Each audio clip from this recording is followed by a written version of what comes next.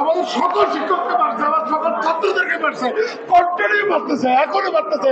আমরা মেডিকেলে জায়গা দিতে পারতেছি না। সিনিয়র মেডিকেলে আমরা 3টে গাড়ি বেড়েছি, এখানে আমাদের 400-500 ছাত্র এখানে আহত হয়েছে। আমাদের ছাত্রদের আমরা কোন জগতে আছি?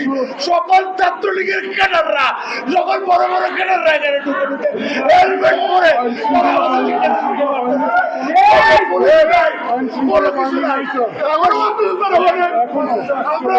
আমরা সিওসির সাথে কথা বলেছি, স্বরাষ্ট্র উপদেষ্টার সাথে কথা বলেছি, মাননীয় প্রধান উপদেষ্টার দপ্তরে কথা বলছি। 2 ঘন্টা চলে গেছে, এখন আমাদের মাঠে কেউ আসে না। আমাদের ছাত্রদের আর নিয়ন্ত্রণ করতে পারতেছি না, পারতেছে না ওখানে। এখনো আমাদের শিক্ষার্থীরা পড়ে আছে।